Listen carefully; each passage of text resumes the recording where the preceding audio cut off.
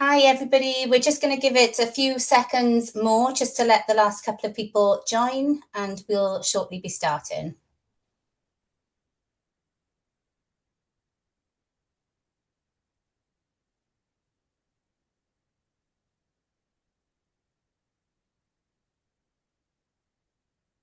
Okay, I think we'll get started then. So good afternoon everyone, and thank you so much for joining us. My name is Karina Hicks. I look after marketing for Phoenix, and I'll be moderating the webinar today. I can see we've got a really strong group of leaders that have joined the session today, which tells me something straight away. This topic is important, it matters, and whether you're responsible for safety directly or you're accountable for it at a leadership level, there's one question that sits behind everything that we're going to be discussing today. And that is, what would actually happen if your organisation was inspected tomorrow? It's not whether you have the documents, but whether you could demonstrate clearly and confidently that you're in control of risk. That is the standard that matters. And that's exactly what we're going to be exploring in the session today. So with that in mind, I'm really pleased to introduce today's speaker, Toby Bidwell. Toby is a director here at Phoenix Health and Safety, and he works with organisations all across the UK, ensuring that their systems don't just look right on paper, but that they actually stand up under real scrutiny too.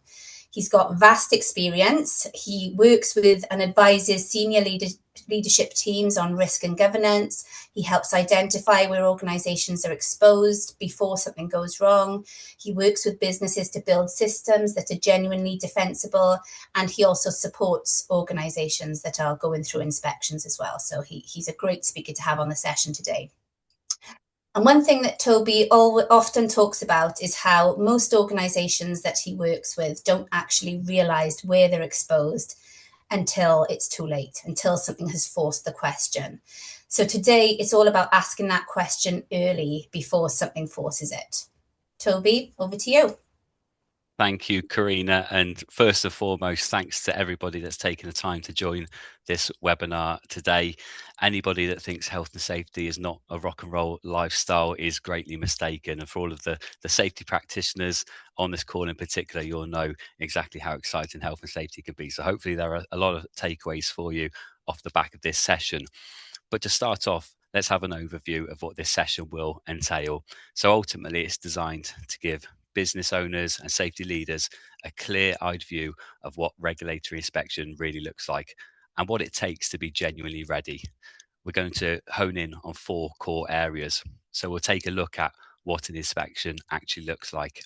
So who inspects, when they arrive, and what they're looking for, the different types of inspections, etc., what they look for when they're outside of your door, etc.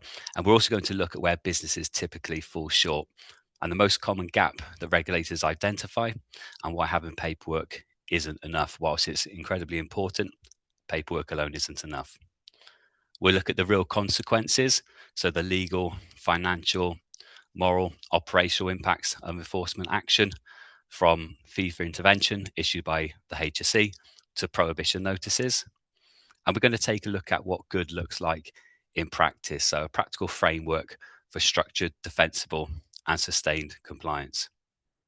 Now, at Phoenix, we love a poll, so you will see a few throughout this session. But firstly, it's really important for us that you take away as much as you can from this session. So we'd like to tailor the course to your needs and really understand who our audience is. So I'm going to come across to Hannah in just a moment, who's going to open up a poll. And what we would like you to do is just select the option which best describes your role. So Hannah, if you could activate the poll, that would be great. So if you're a business owner or director, ultimately accountable for health and safety performance and legal compliance, select that. If you're a manager with health and safety responsibilities, you have the option. If you're a dedicated health and safety practitioner, you have an option. Or if it's other, and you just wanted a piece of the rock and roll lifestyle that's health and safety, then select that option.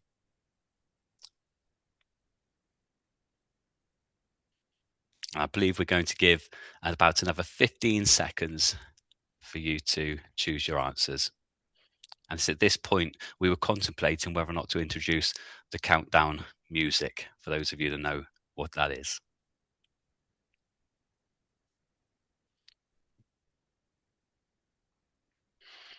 Okay, Hannah, so how are we looking? Yeah, good. We've had 76% of you participate, so I'll end the poll now. Excellent. Fantastic. And what were the results of the poll, Hannah? I've just shared the results, so mostly dedicated health and safety practitioners. Excellent. Fantastic. And what's the breakdown of the rest? Have we got many managers with So health and safety responsibilities, other business owners? 5% business owners, 35% managers, 47% practitioners, 13% other. Fantastic. So a real split mix there. That's great. So we'll tailor the session to so that all of you can have a few key takeaways. Now, I mentioned that we love a poll at Phoenix, so they're coming in like buses now. So the real key question that we're going to ask today is if you were inspected tomorrow, would you be ready?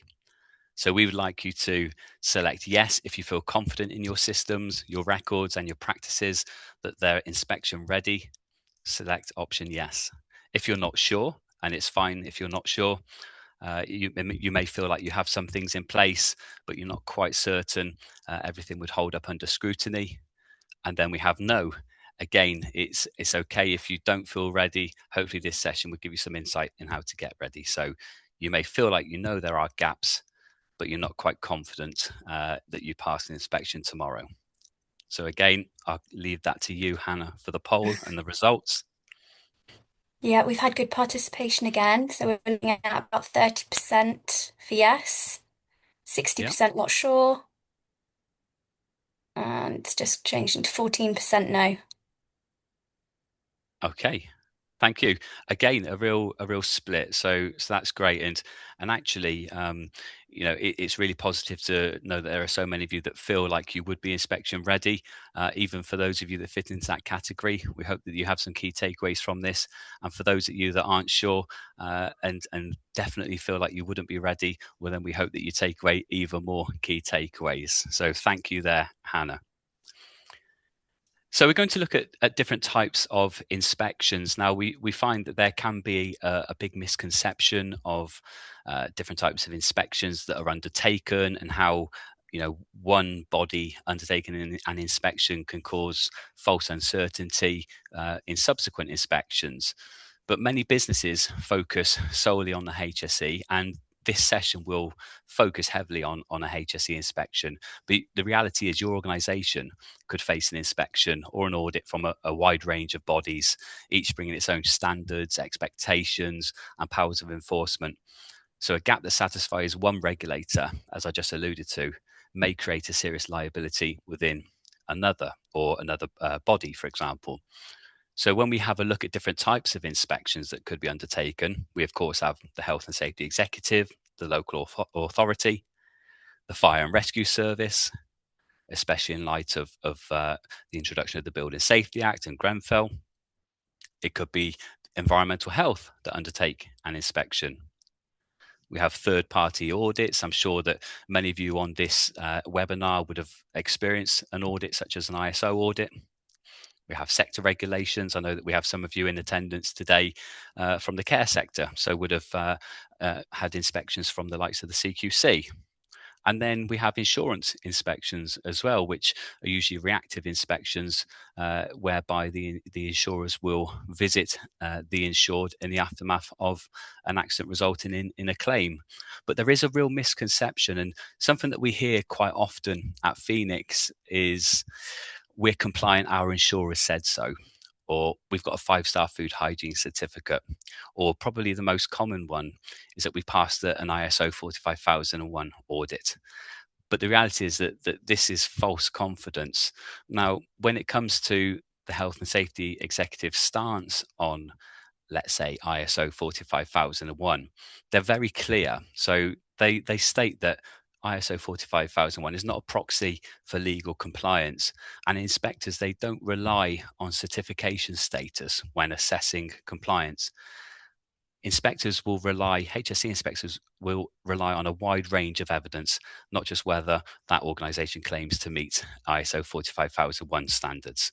So it's really important that if you've passed that, and it might maybe an ISO audit, or your insurers have claimed that you're compliant, it's really important to validate that and take it with a pinch of salt, because the reality is that the health and safety executive are the ones that would make that decision. So when might an inspection happen? So inspections, they're rarely predictable, and that's pretty much the point. Otherwise, organizations would be making sure their workplace is spick and span in readiness for the inspector's arrival. But regulators, they have broad powers to visit at any time and for a range of reasons. And making an assumption that you'll receive advance notice, it can be a bit of a common and costly mistake that organizations take. So different types of inspections and when they might happen. So routine inspection programs, for example. So I'll talk about the HSE's annual plan shortly, but there are routine inspections undertaken. So it may be that the HSE are paying particular focus on, there's been focus on motor vehicle repairs and paint spraying. So an inspection campaign surrounding use of isocyanates containing paints. We've also seen inspection campaigns focused on use of X-ray equipment. So various different programs for inspection that are in place. So these are scheduled, and usually the HSE, they will put out notice. They'll select, they'll confirm the area that they're inspecting or the sector. So it's important to keep in the loop with that information. So following an accident or incident, that's quite an obvious one. So usually if there's been an accident and it results in, or it needs to be reported under RIDDOR, the likelihood is that that would trigger an inspection, and often within days. Whistleblowing or complaints. Now, it's so important to have that positive health and safety culture, because it improves productivity, it steers you towards compliance. But very often at Phoenix, we see that organizations come to us because the HSE have paid them a visit off the back of whistleblowing that was undertaken by a disgruntled employee. So this is another reason why a business may receive an inspection. We also have business changes, so growth or new processes, new premises, change in workforce can attract regulatory attention. And then I mentioned earlier insurance. So insurance providers could be licensing and regulatory checks, so the likes of CQC, Ofsted, etc. Routine validation of compliance as a condition of continued cover, licensing or operating permissions. And then, of course, unannounced spot checks. Inspectors can and do arrive without warning. More often than not, there's no legal requirement to give advance notice.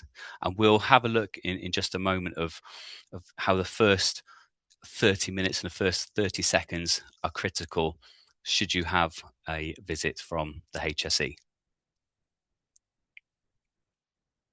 Now, the HSE have their business plan. It's available to download online, which details their inspection plan, including targeted sector campaigns. And their 25 to 26 business plan confirms a target of 14,000 inspections across the UK. So if we were to go off an assumption of a 50-50 split each year, we can make a fair assumption that there will be over 7,000 inspections per year, which, when you take into account the number of working days on average in the UK, it equates to about 30 inspections or more per working day. And something that's quite staggering is that up to 60% of those inspections result in enforcement action, whether it's an improvement notice or a prohibition notice, which we'll cover those off in more detail shortly.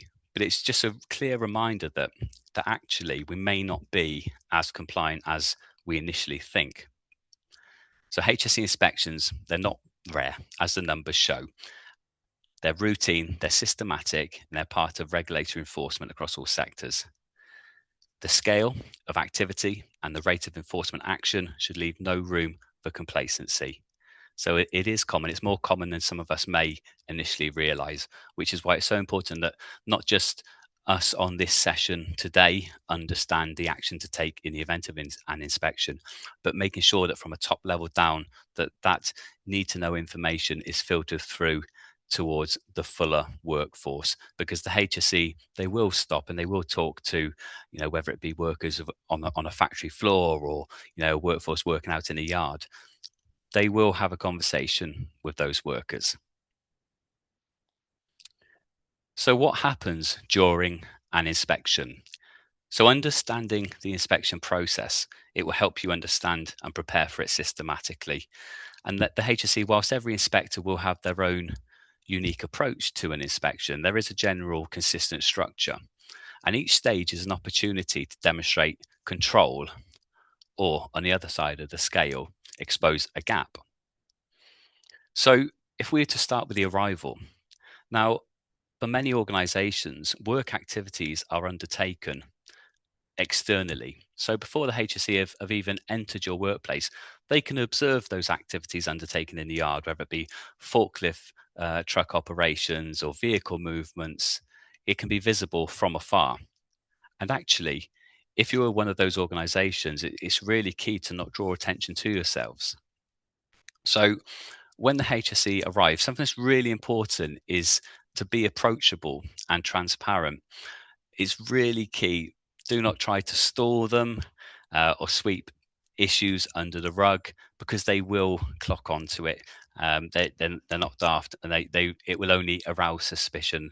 What is this organisation trying to hide? So after the initial questions that were asked, so they'll want to know who is in control. So who is the duty holder?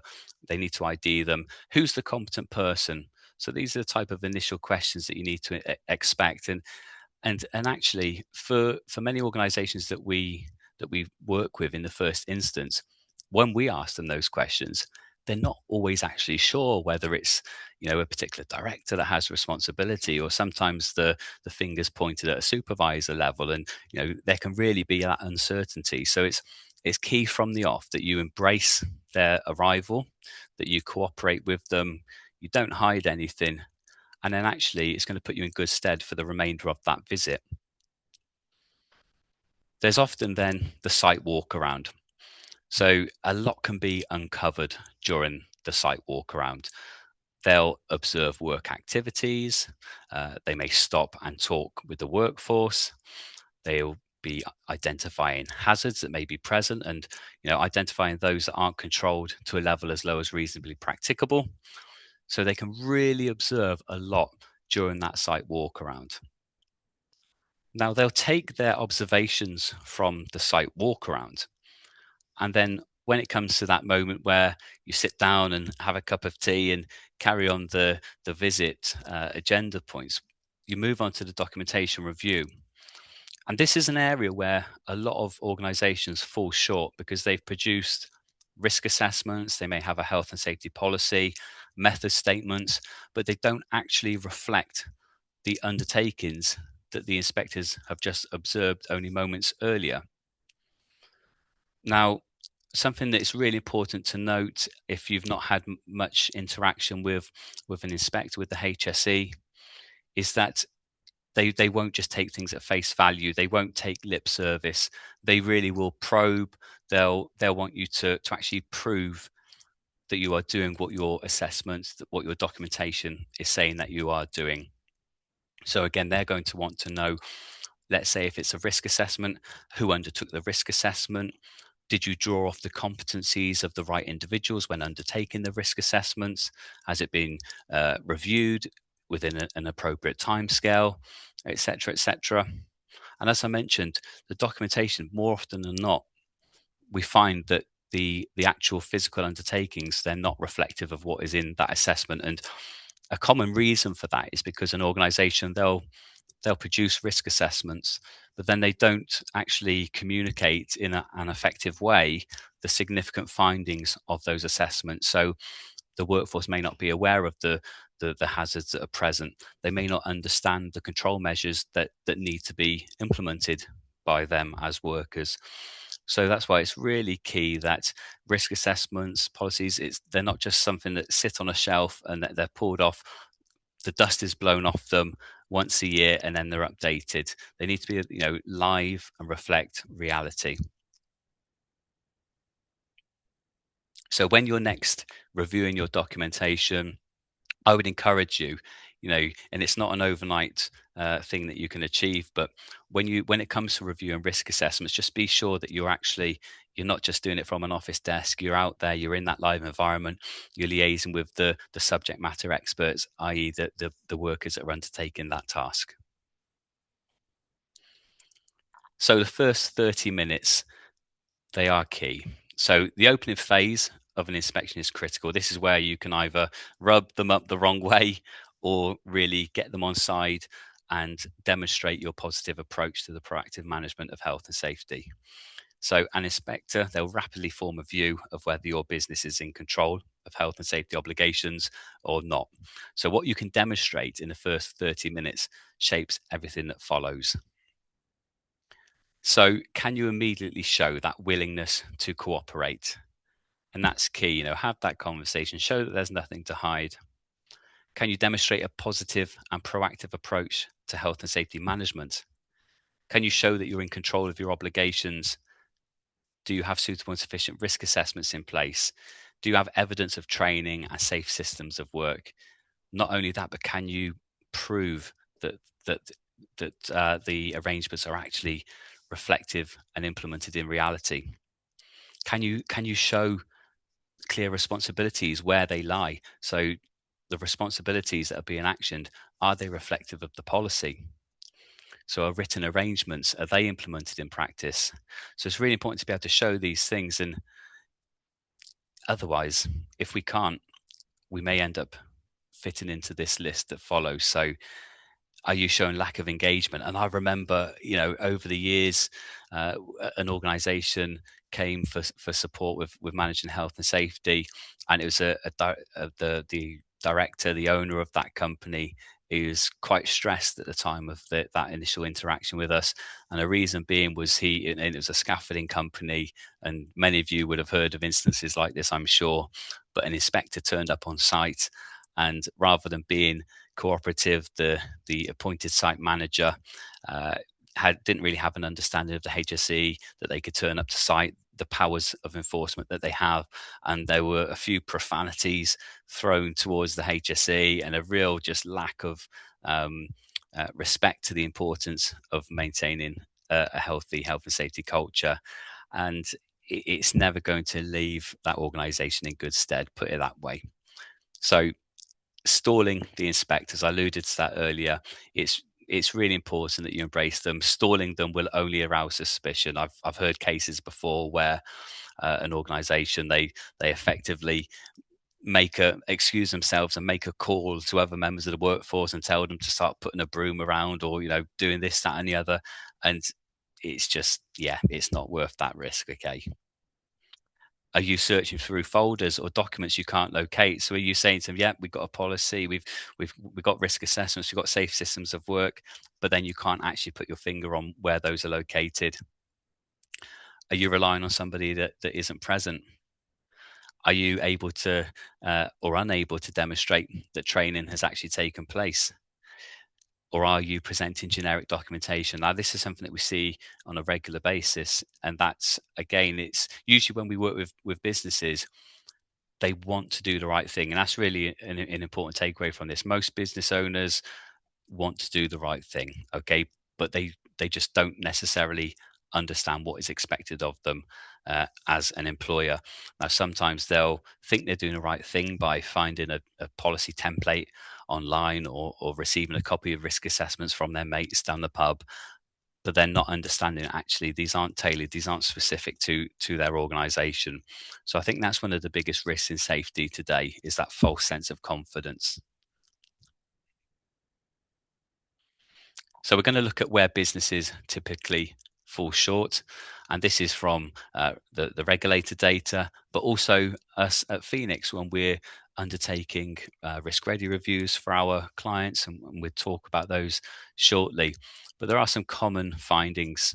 So where businesses typically fall short: practice versus documentation. So you need to be able to prove that your workforce are implementing the controls.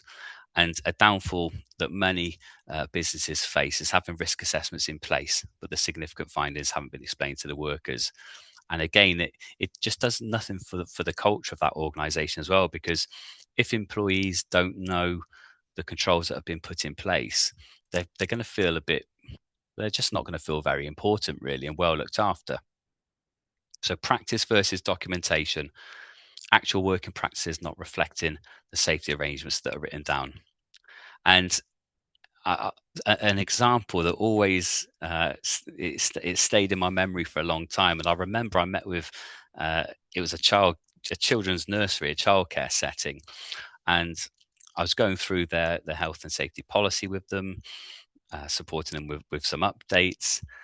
And when I was talking to them, I was talking about the safety arrangements, and I asked them, so can you tell me where do you park the forklift truck?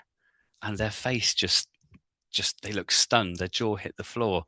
And they said, what do you mean, forklift truck?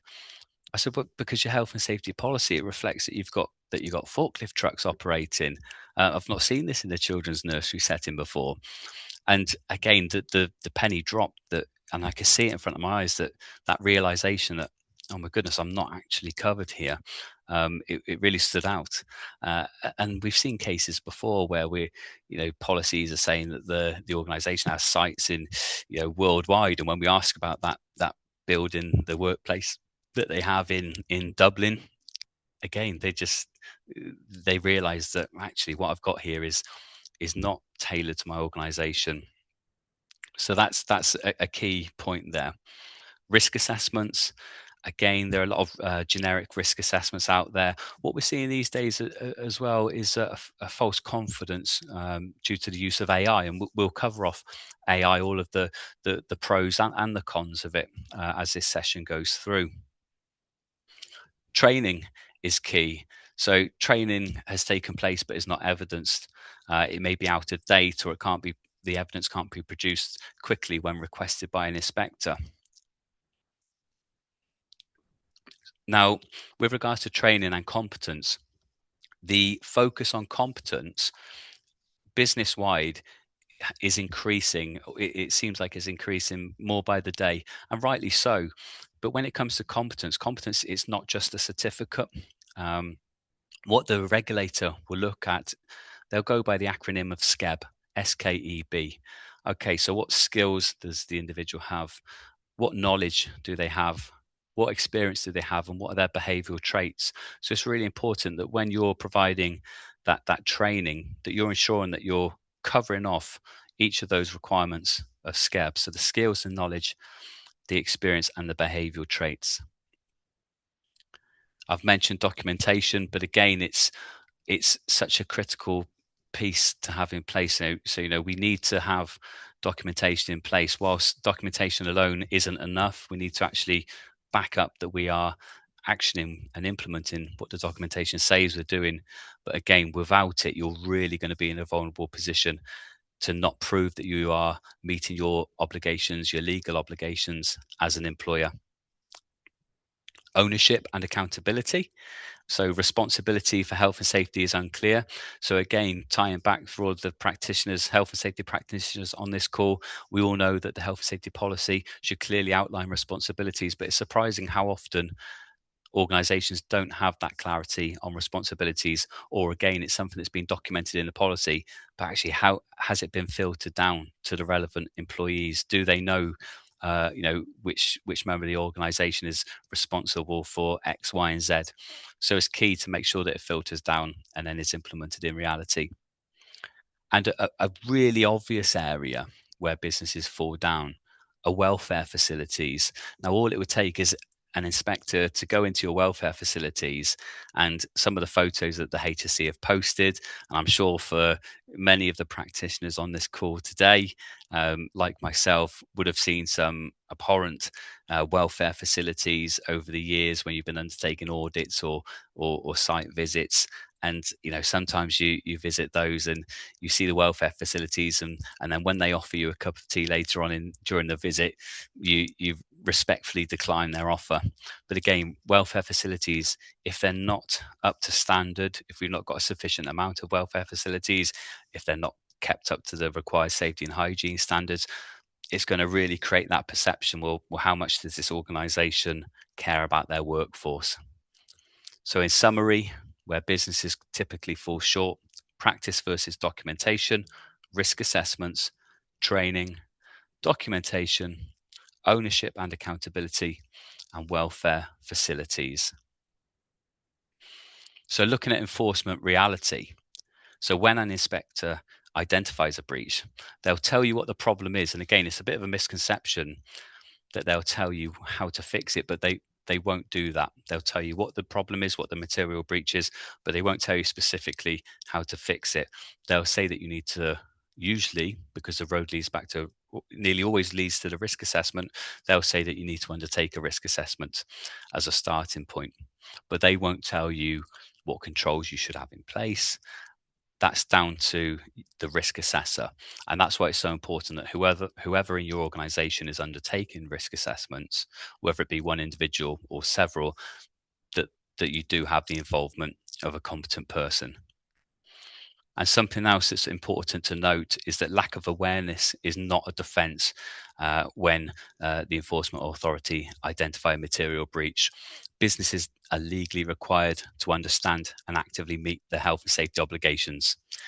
Saying we didn't know, it honestly, it won't protect you from that enforcement action. So if you're an employer on this call, it's really important that you strive to meet your legal obligations and moral obligations under the Health and Safety at Work Act and the underpinning regulations. So as I mentioned, the HSE, they'll identify the issues, but they won't prescribe the solutions.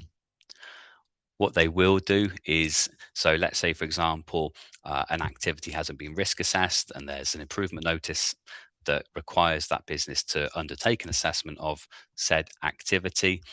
You will need to submit that risk assessment to the HSE and they would review it then. So again, it's really important at that point, you're in a reactive situation anyway, but it's even more important that when you submit that risk assessment that needed to be undertaken, that actually it is suitable and sufficient. And the legal accountability, it sits within the business and its responsible persons, regardless of the size, the structure of your organization. So I said that we love polls. At Phoenix, we're going to come across to Hannah. So fee for intervention is a cost recovery scheme that allows the HSE to charge businesses for the time spent identifying and addressing a material breach. So they're not fines, they're invoice costs that accrue hourly and must be paid regardless of outcome. So if you think it's £168 per hour, select A. If you believe it's £188 per hour, select B. £183 an hour, C, or option D, £174 per hour. And I've just realised I sounded a bit like Chris Tarrant then from Who Wants to Be a Millionaire. So over to you, Hannah. And when we've had the votes in, please reveal the answers. Yeah, I can see people are still voting, so just 2 seconds. Excellent.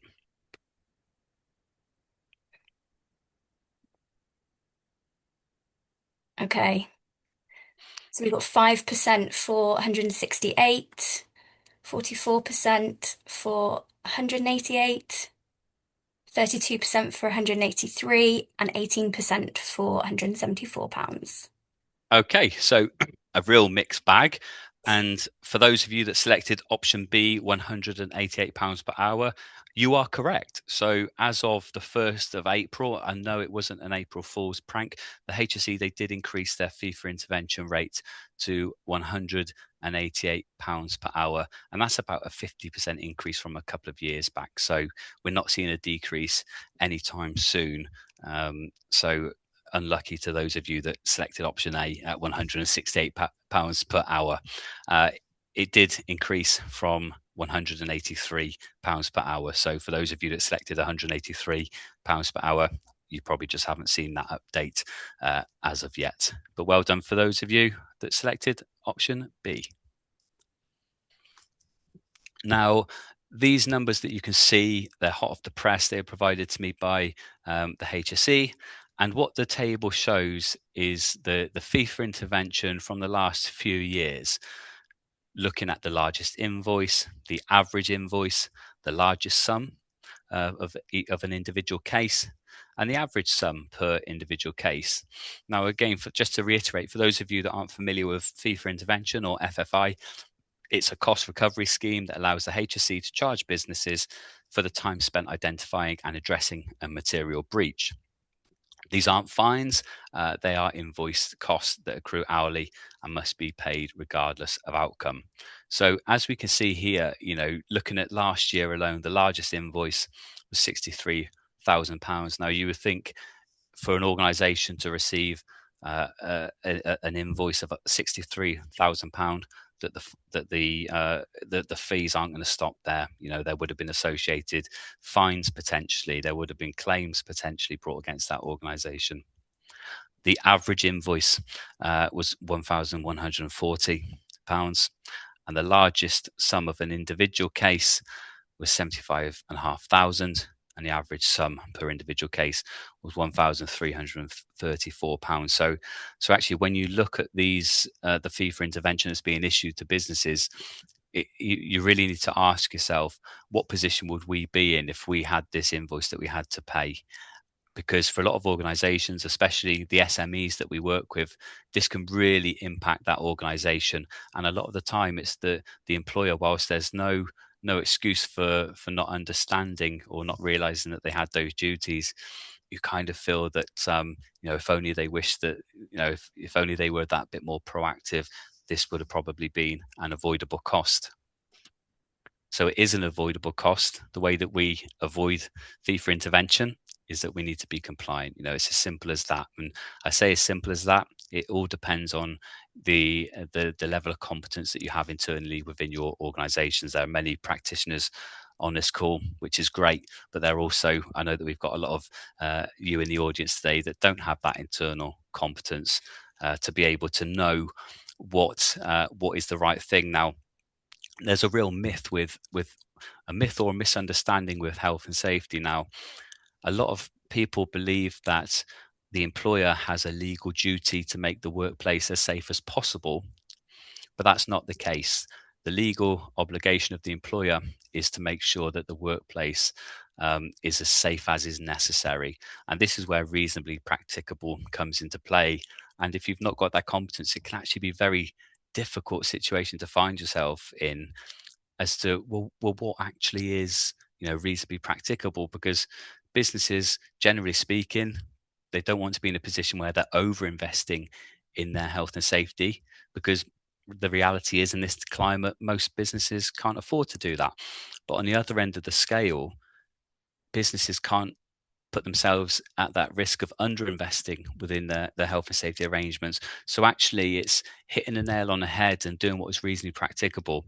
Whilst it's the route that all businesses need to strive for, it's not always that clear. So for those of you that haven't got that competencies within your organisation or have access to, I really encourage you to move forward and do that, so that you can be more proactive and avoid those fees moving forward. So we're going to look at some of the enforcement action that can be taken by the HSE.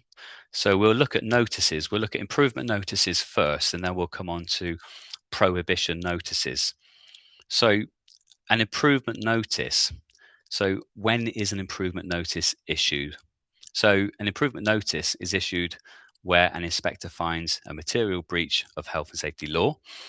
So, for example, it may be inadequate risk assessments, they're not suitable and sufficient, lack of demonstrable competence or training, poor implementation of safety systems, to name a few.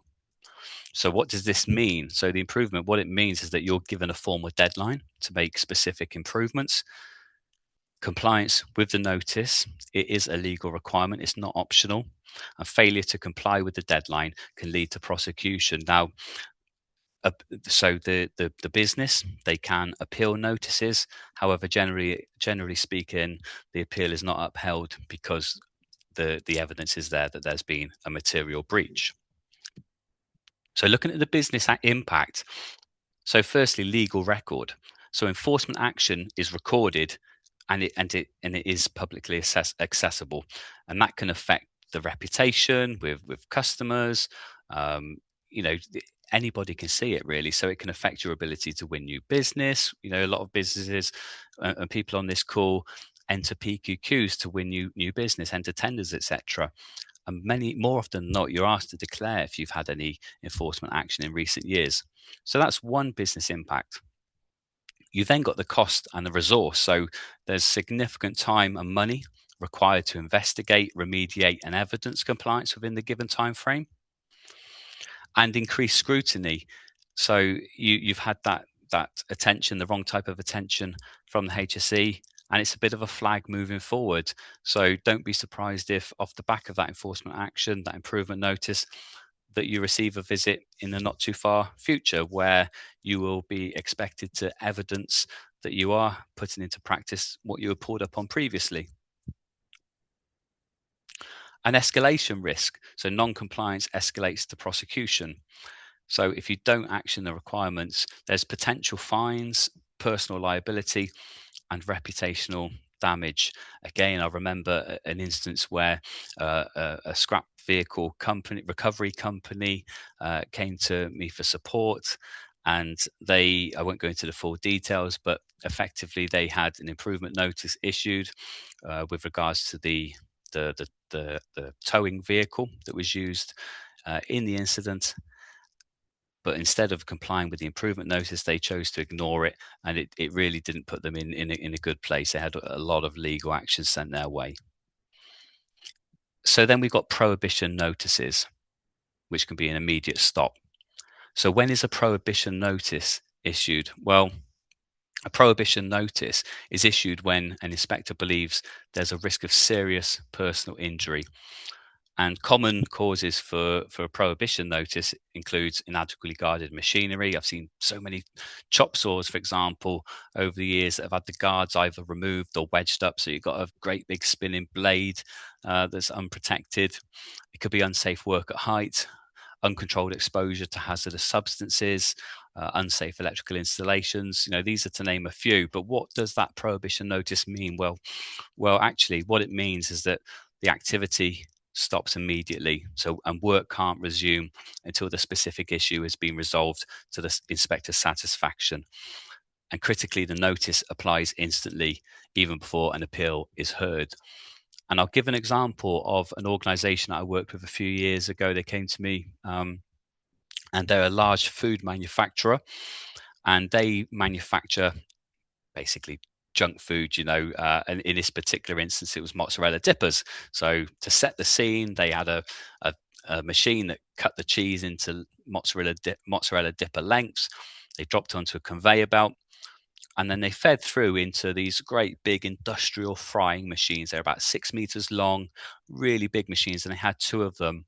On one working day, there was a blockage within a pipe, and there was an employee. English wasn't his first language.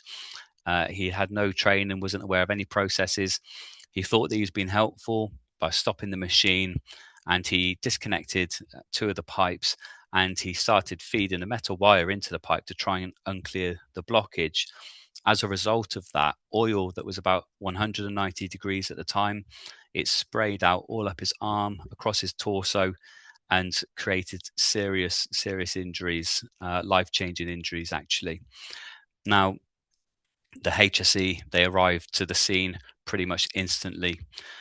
Now, without going into all of the details, I can tell you what the outcome was. Now, this particular organisation, the two frying machines that I had mentioned, the HSE served the prohibition notice on both of those frying machines, and the notice wasn't lifted until the organisation had now documented and implemented isolation and lock-off procedures and maintenance procedures.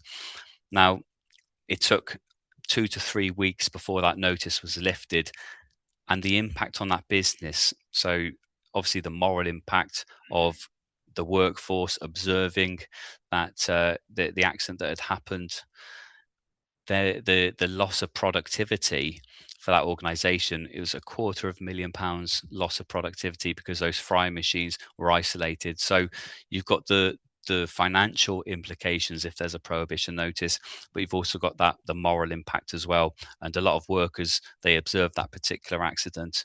It resulted in absence from work, impact on mental health and well-being, etc.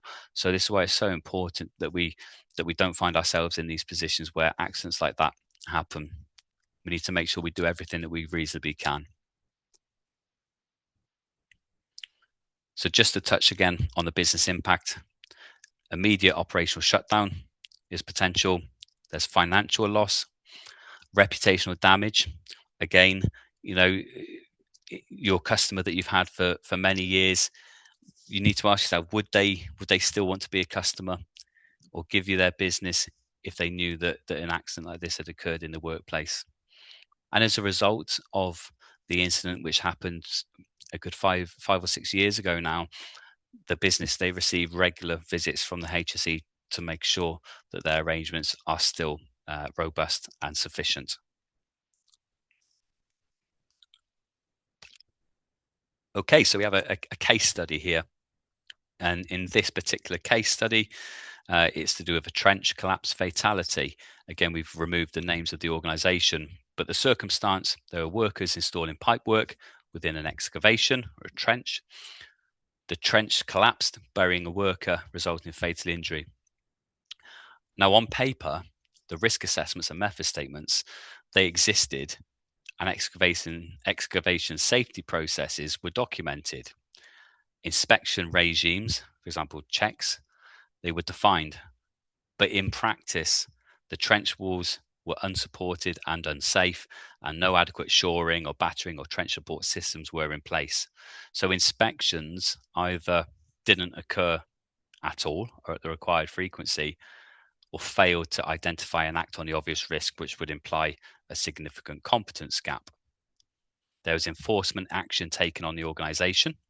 They were investigated and prosecuted by the HSE, and the outcome was a £1 million fine, significant legal cost, and strong judicial criticism regarding the failure to implement basic controls. So this is just a classic example of how we can be under a misconception that our documentation that we have in place protects us. It doesn't. It takes us part way, but in reality, we need to see, or the HSE, more to the point, need to see that you are doing what what your documentation says you're doing. Now, looking at insurance, so a bit of a reality check where insurance is concerned. So regulatory enforcement is not the only risk exposure businesses face. So your insurance position may be equally, if not more, vulnerable if your health and safety systems do not hold up to scrutiny after an incident. Now, I met with a director of a large nationwide insurance broker recently, and he made it clear that insurance providers, seldom will they ask for evidence at the time of providing that insurance cover. The time that they ask for evidence is usually in the aftermath of an incident within the workplace. Now, insurance, they'll request that evidence post-incident. And to set the scenario, we all know that, so for those of you that drive, your vehicle will be insured, but then let's say you were driving a vehicle and you have a crash because you were driving unsafely, I'm talking on a mobile phone, for example. The insurance providers, it's highly unlikely that they're going to pay out on any claim. Now, 99.9% of businesses that we see, they have employees' liability insurance on place. Most of you have the certificate displayed in your workplace on the wall. Now, there's a bit of a misunderstanding that covers a business. Now, within that insurance policy, the employees' liability insurance policy, usually there's something that's called a statement of fact.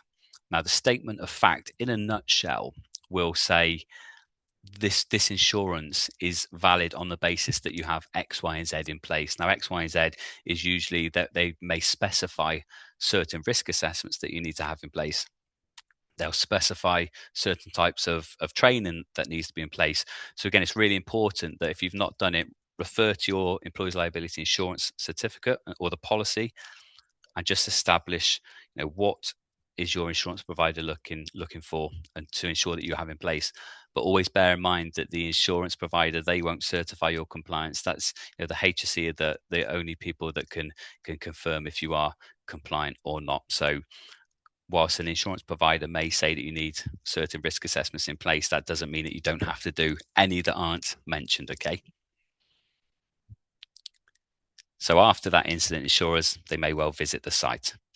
But just to really reaffirm the point, and it's a bit sneaky, but they generally won't ask for evidence of risk assessments, policy, training until they need to physically see that evidence. We then have the underlying cost of an incident. Again, many of us consider immediate costs, compensation, legal fees and fines, etc. But there are a lot of underlying costs which often aren't considered by an organization. So increased insurance premiums, loss of productivity, training replacement workers, morale and stress issues, accident investigations, lower employee engagement, reputational damage, absenteeism. So there are a lot of underlying reasons as to why of the fees, etc., or the issues that can occur in the event of an incident. So when it comes to, if you're a business owner or you're responsible for the health and safety budget, it's really important to make sure that whilst you see an investment cost to put certain controls in place, always consider, what if we don't do this? What if we don't proactively get our health and safety where it needs to be? Okay, because we don't want to be in a position where we have an incident and staff are off work, loss of productivity, potentially losing contracts. So that's really key. And then we got the hidden risk. So false confidence, I've mentioned that during this session, and really it's one of the most, it's probably the biggest risk we see these days because of technology. The false confidence we found has increased quite a lot. So what businesses often say is that we have policies in place, we have risk assessments, but like I mentioned earlier, the HSE, they'll probe, they'll want you to validate, they'll want you to prove it. So, ask yourself, is it suitable? Am I able to validate that it's suitable, or do I need a competent person to take a second glance? So we're going to move on to AI. Now, AI is a fantastic tool, but it's a fantastic tool when it's used in the right hands by the right people. Now, for those of you that saw the Beckham documentary a year or two ago on Netflix, a lot of people did. There was a scene in there where Victoria Beckham was telling the cameraman that she had quite a tough childhood, didn't have much money. And as she was talking, David, he popped his head through the door and said, "Be honest." And she said, No, I did. And David said, "Victoria, be honest. What did you go to school in?" I used to get taken in a limo. And then he said, exactly. So and where I'm going with this is that AI, it is really a people pleaser. Now, for those of you that are using AI to support the development of health and safety related documentation, it's only as good as the person that is validating it. Now, as you'll see on the screen there, AI may tell you that it's produced you a legally defensible policy or a risk assessment. But then when you actually review it, you notice, well, you've not included this, that, or the other. And then when you've mentioned that to AI, it will turn around and say, "Oh, yes, fantastic. You're absolutely right." And then it will update the documentation. And you want to say, well, why didn't you get it right in the first place? And that comes down to how specific we need to be with what we input into it to get the right output. So in summary, it's a fantastic tool, but it needs to be used in the right hands. Now, what we're seeing an increasing amount of is documentation that's presented to us during risk ready reviews that has been produced by AI, and there are loads of gaps. Really are a lot of gaps, meaning that the paper, the policy or assessment isn't worth the paper that it's actually written on. So it's really key to make sure that you're that you do have the right competencies to use AI. Now, the health and safety executive, they've made their stance very clear on the use of AI. So existing health and safety law applies equally to AI. So AI use in your workplace itself is a risk that must be assessed and managed like any other workplace risk. So if your employees are using AI tools for any purpose, the risks associated with that use must be identified, assessed, and controlled. So it's not optional. It's a requirement under the Management of Health and Safety at Work regs and the Health and Safety at Work Act. So first and foremost, we just need to make sure that it's being controlled. So again, if you're in a position where you have direct reports that are undertaking risk assessments or producing health and safety documentation, it's even more important today that you look at what they are producing so that you can validate that it is suitable and sufficient. So we're going to come across to the last poll of this session. Now, this poll is based on what we've discussed during this webinar. How confident are you that your business would pass an inspection tomorrow? So effectively, it's knowing what you know now. How confident do you feel? So Hannah, I'm going to come across to you to open up the poll. So based on what we discussed, do you now feel very confident? Somewhat confident? Definitely not confident? Or you're still unsure? So over to you. Yeah, we've got some votes coming in. Excellent. And how are they looking so far, Hannah? We've got about 60, nearly 70% people voted. If you remember at the start, we had 25% yes, 60% not sure, and 14% no. Yes. So if I end the poll, oh, we've still got a couple. If I end the poll, you can see we've now got 12% very confident, 73% somewhat confident, 13% not confident, and 2% unsure.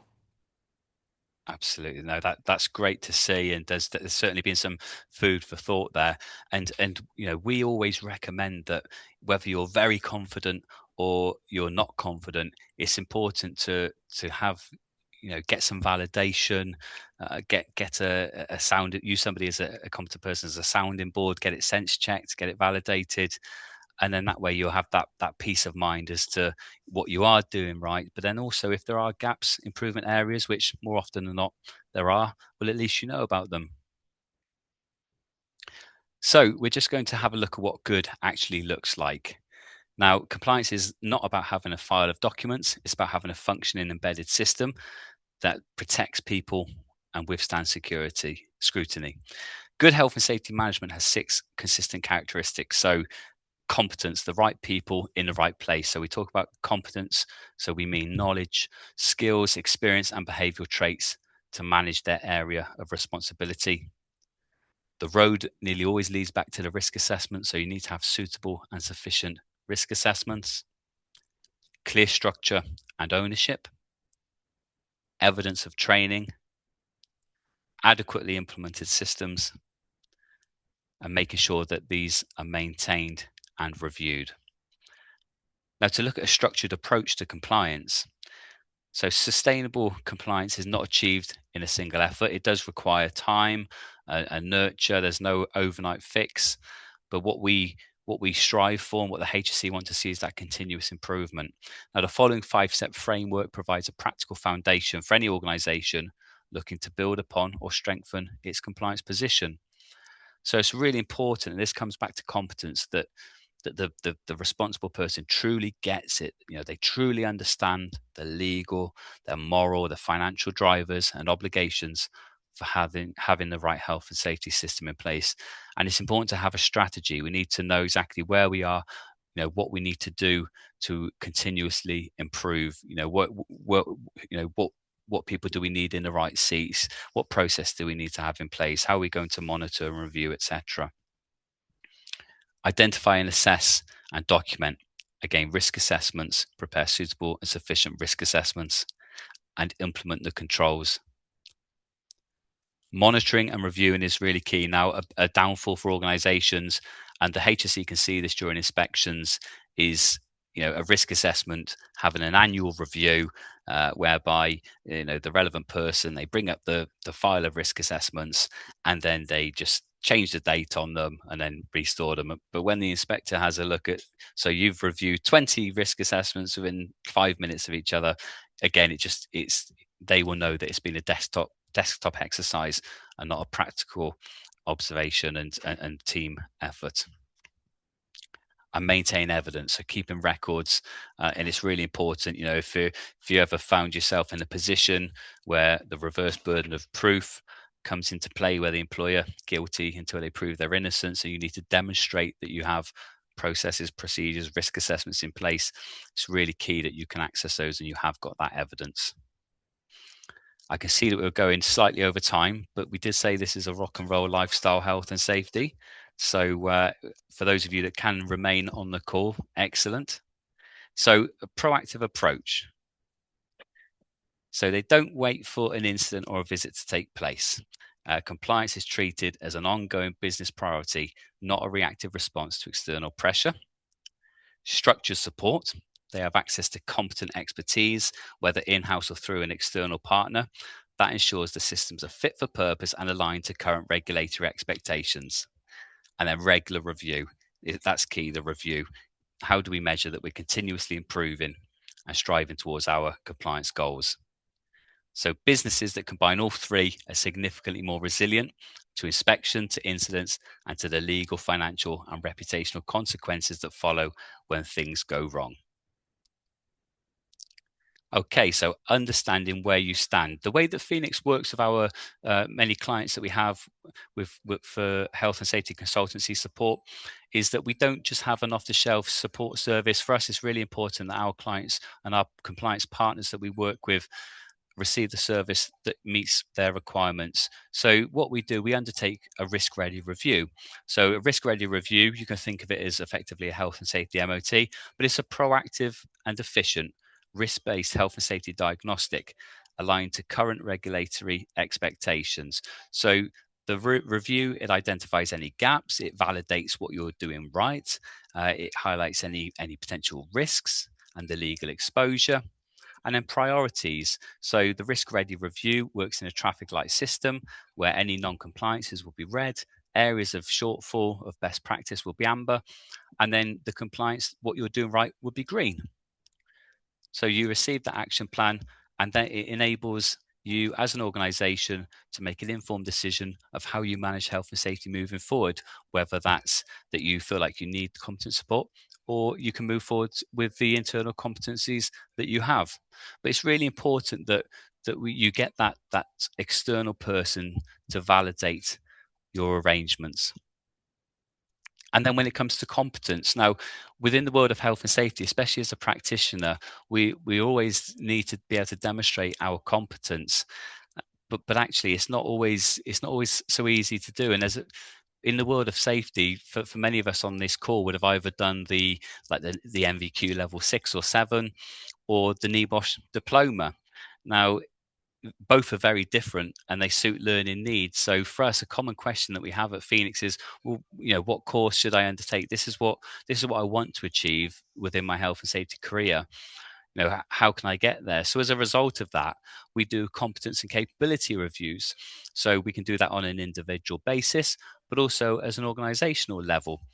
So it's a structured evidence-based assessment of your organization's health and safety competence. So you'll come away with a review report that identifies any potential competence gaps where individuals or teams fall below the required standard, capability risks, so any areas where lack of training, experience, or oversight creates exposure, role alignment issues, where responsibilities exceed current competence levels, and then development priorities, because ultimately as an organization we're limited by funds or governed by our budget.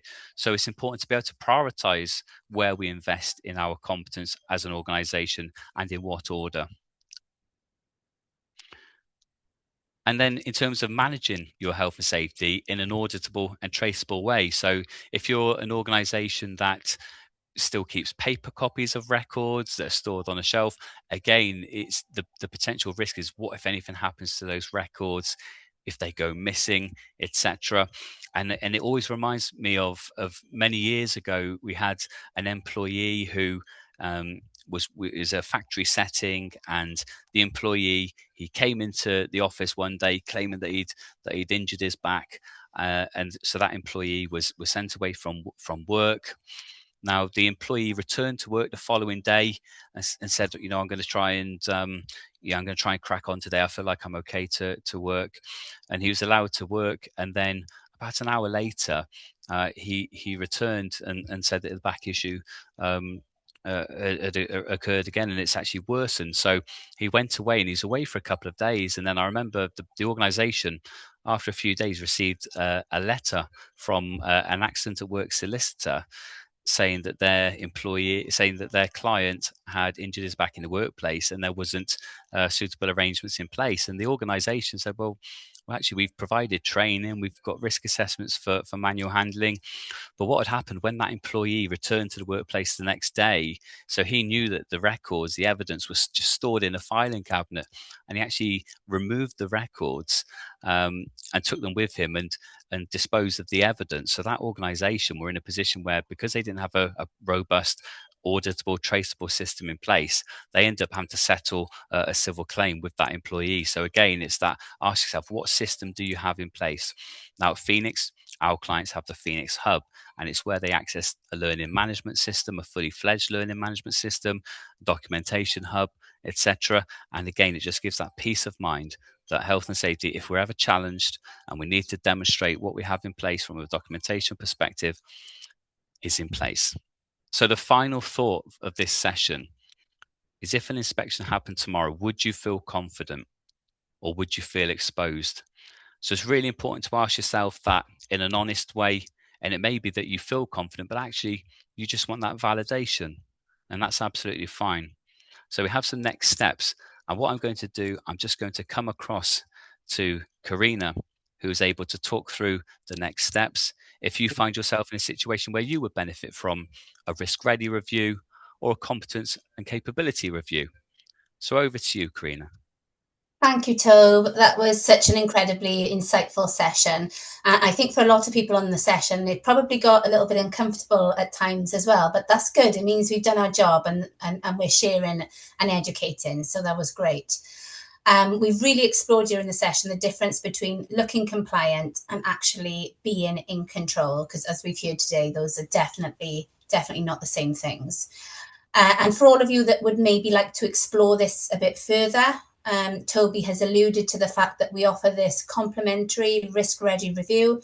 It's a really simple, structured way to understand exactly where you are now, where you might be exposed, and what you can do about that before it comes to an actual test. So it's a brilliant opportunity. I highly recommend, if you'd like to arrange one, you can scan the QR code on the screen and it will take you to a booking directly into Toby's diary, and Toby will be conducting the reviews too. And then the last thing just to say is thank you very much. We don't have time today for questions. We have had some questions come through. Everybody that has joined the webinar will get a recording of the session, and we will include the questions and responses to those questions within that email when it goes out. And then finally, just to say that we will be hosting these webinars of this nature, different topics every month. So just to make sure that you're on the list, you get to see what's coming next, please make sure you follow us on LinkedIn. We also share a lot of health and safety related content. But for today, thank you ever so much for joining us. We really appreciate your time and we hope you enjoyed the session. Thank you. Thank you all. Really appreciate your interaction. Have a great afternoon. Bye.